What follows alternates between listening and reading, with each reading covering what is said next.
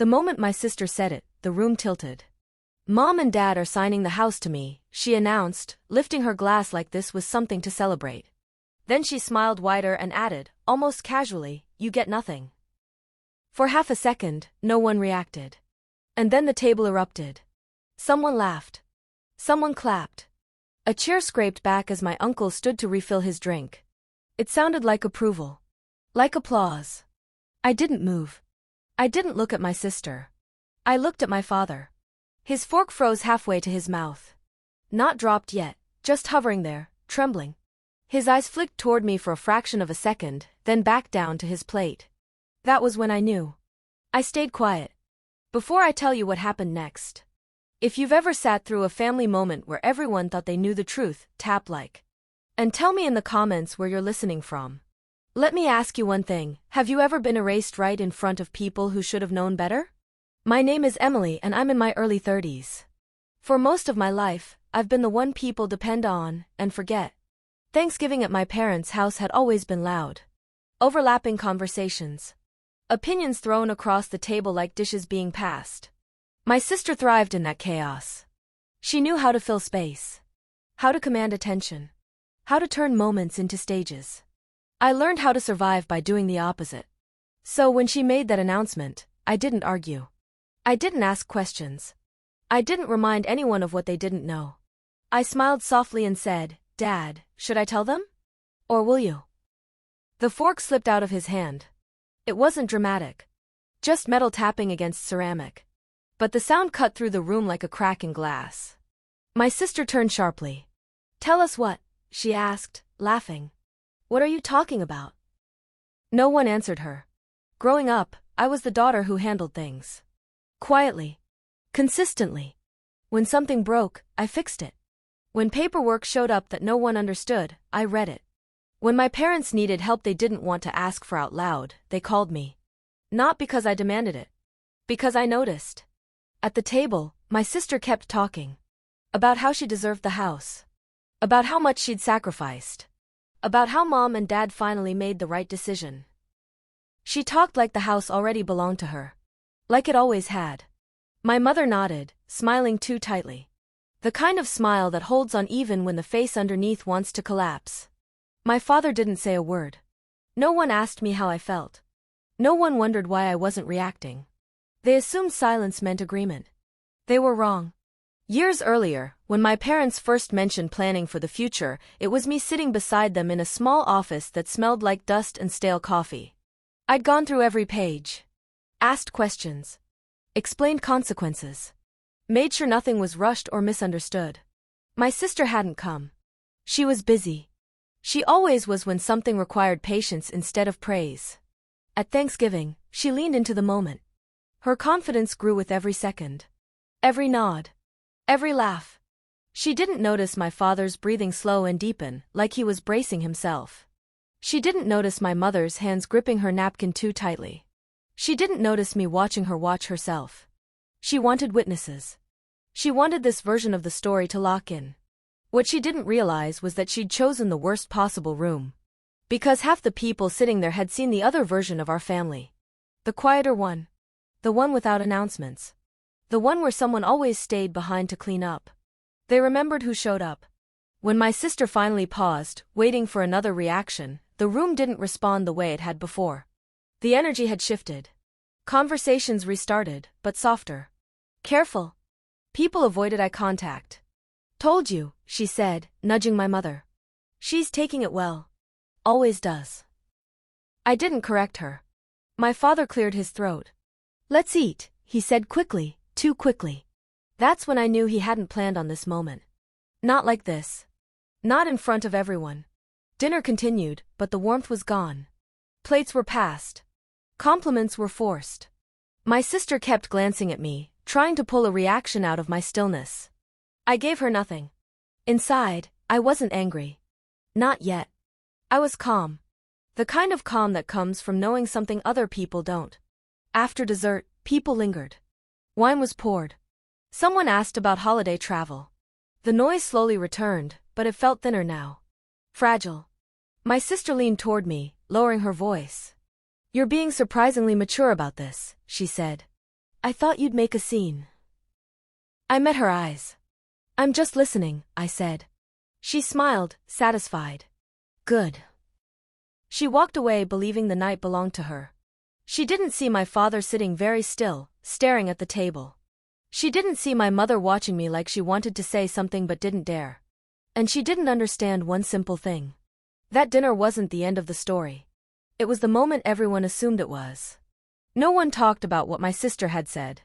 That was the strangest part. Plates were cleared. Coffee was poured. Someone turned on music a little too loud, like noise could smooth over what had just happened.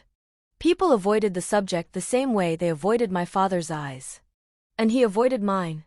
That night, after the guests left and the house finally exhaled, I stayed behind to help clean. I always did. My sister had already gone upstairs, heels in hand, humming like she'd won something. My mother stacked dishes at the sink with slow, deliberate movements. My father wiped the table over and over, even after it was already clean. No one spoke. Silence can feel heavy when it's empty. This silence wasn't empty. It was crowded. I broke it gently. She shouldn't have said it like that. My father's shoulders stiffened. He didn't turn around. We didn't tell her to announce anything. I know, I said. That was the truth. And we all knew it. My mother finally looked at me. Her eyes were glossy, but controlled. She's excited, she said, like she was trying to convince herself. She didn't mean it the way it sounded. I nodded. Not because I agreed, but because pushing wouldn't help. Not yet. I went home that night with the same calm I'd carried through dinner. I didn't cry in the car. I didn't call anyone. I didn't replay the scene the way people expect you to. Instead, I thought. About timing.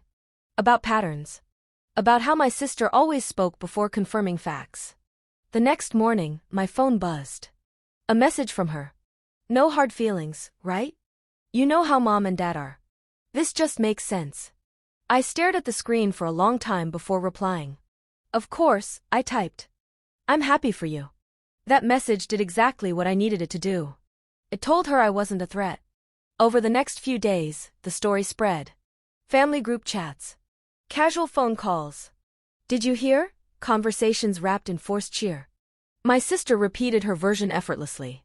Mom and dad decided. The house is hers. I'm fine with it. People believed her because I didn't contradict her. What they didn't see was the way my parents stopped sleeping. The way my father started calling me late at night just to check in. The way my mother asked questions she'd already asked before, hoping the answers had changed. One evening, my father finally said it. We need to talk. We met at their house. Just the three of us. The air felt different without witnesses. I didn't know she was going to say that, he said immediately. His voice cracked on the last word. I know, I said again. My mother sat beside him, hands folded tight. We thought we were being fair. That word, fair, hung between us. I waited. Years ago, I would have filled the silence. Explained myself. Reassured them. Made it easier. I didn't do that this time. My father swallowed. She thinks it's settled. I tilted my head slightly. Is it? They exchanged a look. The kind married couples develop after decades of shared decisions. No, my mother said softly.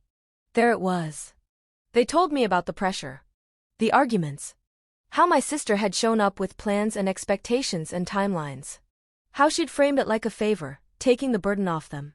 She said you wouldn't want the responsibility, my mother added. That you'd understand. I almost smiled. She never asked me, I said. No, my father said. She didn't. We sat there, surrounded by the same walls I'd grown up in. The same house my sister had just claimed in front of everyone. I just need to know something, I said finally. Did you already sign anything? My father shook his head quickly. No. Nothing is final. I let out a breath I hadn't realized I was holding. Then it's okay, I said. My mother looked at me, confused. It is? Yes, I said calmly. Because if nothing is final, then nothing is lost. That night, I went home and pulled out a folder I hadn't opened in years. Inside were copies. Notes. Emails. Documents I'd kept not because I planned to use them, but but because I never throw away things that matter. I didn't feel triumphant. I didn't feel angry. I felt prepared. My sister kept moving fast. She started talking about contractors. About timelines. About how she'd let my parents stay in the guest room if they needed to. She said all of this publicly. Confidently. Each word stacked neatly on top of the last. And every word made what was coming inevitable. Because she thought this was about ownership. It wasn't. It was about proof. And she was giving me plenty of it. A week passed. Then another. Nothing exploded. No confrontations. No dramatic phone calls. That's usually when people assume the moment has passed. It hadn't. My sister started acting like the house already responded to her. She corrected my mother on where things should go. She talked about repainting rooms that still held our childhood photos. She said things like, when it's officially mine, without ever checking who was listening. And people listened. Because confidence sounds like truth when no one challenges it. My parents grew quieter. My father started second-guessing everything. My mother kept asking if she should say something, then stopping herself mid-sentence. They were afraid of upsetting her. Afraid of looking indecisive. Afraid of admitting they'd lost control of the narrative. I didn't step in. Not because I didn't care. Because stepping in too early would have saved her. Instead, I watched how she moved when she thought there were no consequences. She texted me updates I hadn't asked for. Screenshots of furniture. Paint swatches. A photo of the living room with the caption, "This will look amazing once I open it up." I responded politely. Sparingly. Every message confirmed the same thing. She believed the decision was done. One afternoon, my father asked me to come by. His voice was tight. "We have a meeting next week," he said. "With the lawyer." I paused. "All of us?" "Yes," he said. She insisted. I almost laughed. She didn't want a meeting. She wanted an audience. When I arrived that day, my sister was already there. Sitting upright. Organized. Confident. She greeted me like a guest instead of a sibling. "I'm glad you came," she said, smiling. "This is going to make things clear." The lawyer greeted us and shuffled papers. The room smelled like printer ink and lemon cleaner. My sister spoke first. Of course she did. She talked about responsibility. About fairness. About how she'd always been closer to the house. She framed it like a natural outcome, something that had simply reached its conclusion. The lawyer listened. My parents listened. I listened too. No one interrupted her. When she finished, she leaned back, satisfied. "So," she said, glancing at me, "I think we're all on the same page." The lawyer looked at me. "Would you like to add anything?" I shook my head. "Not yet." That answer unsettled her more than an argument would have. The lawyer turned to my parents. "Nothing has been executed," he said calmly. "Today is about clarity." My sister's smile faltered for the first time. "Wait," she said. "What do you mean, not executed?" My father shifted in his seat. "We haven't signed anything."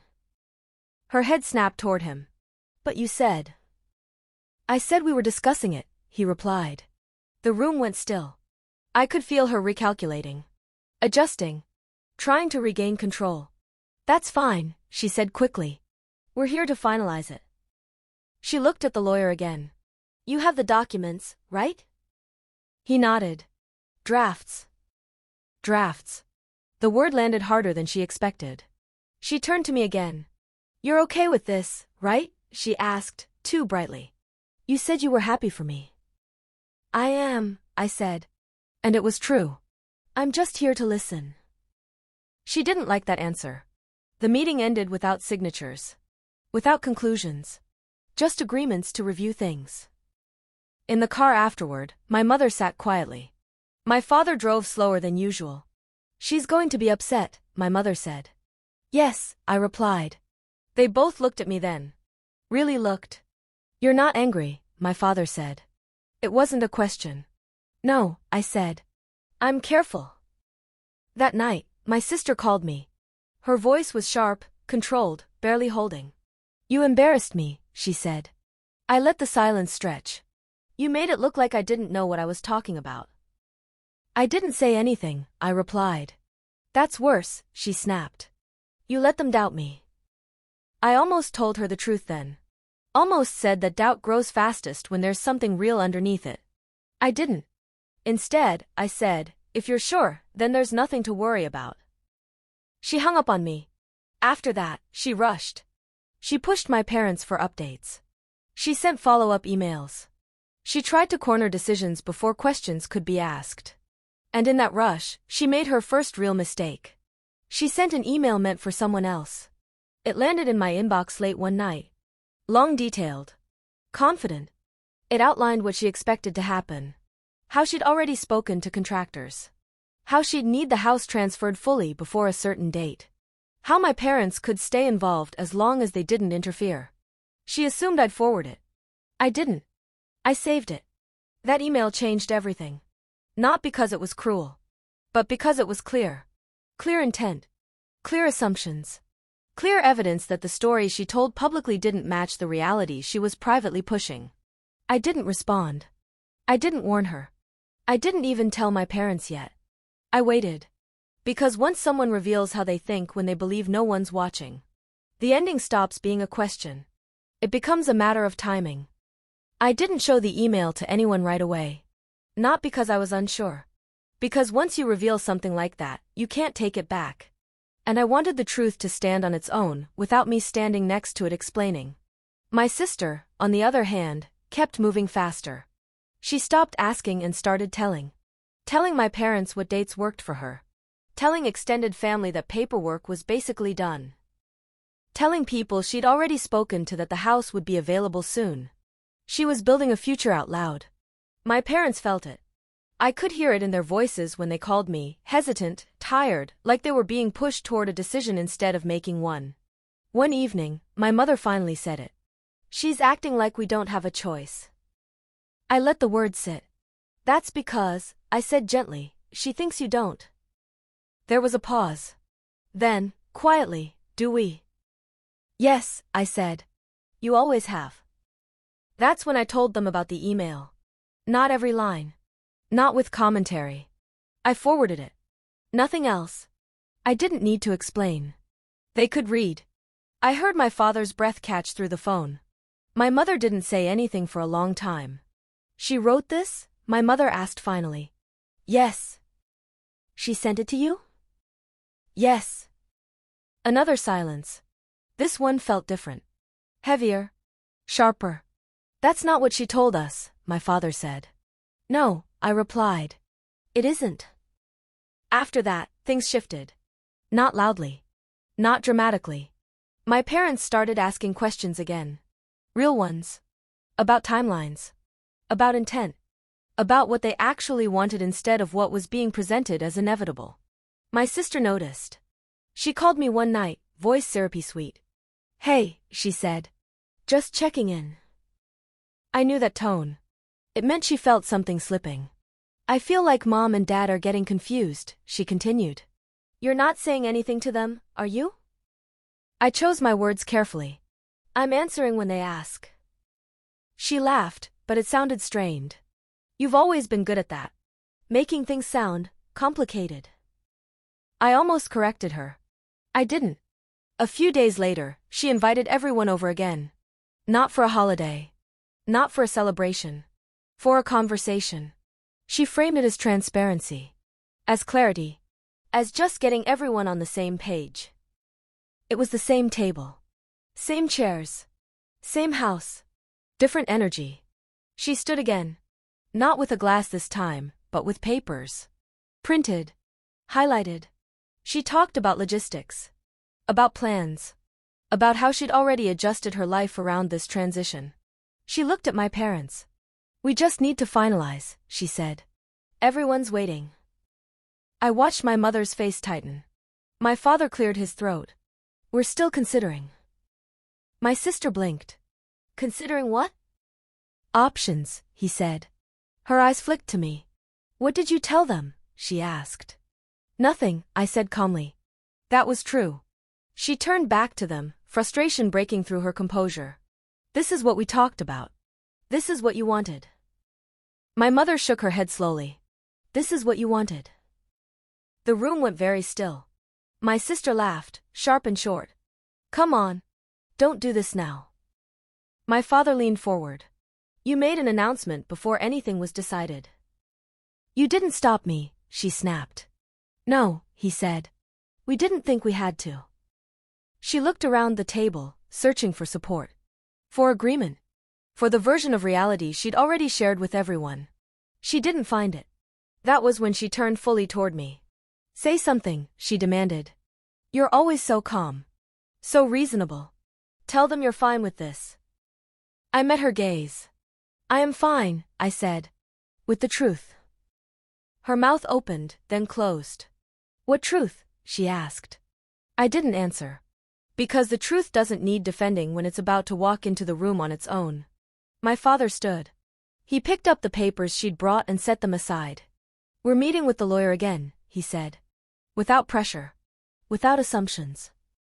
This is unbelievable, my sister said. After everything I've done. After everything you announced, my mother corrected quietly. My sister looked stunned. Like she'd just realized the audience wasn't on her side anymore.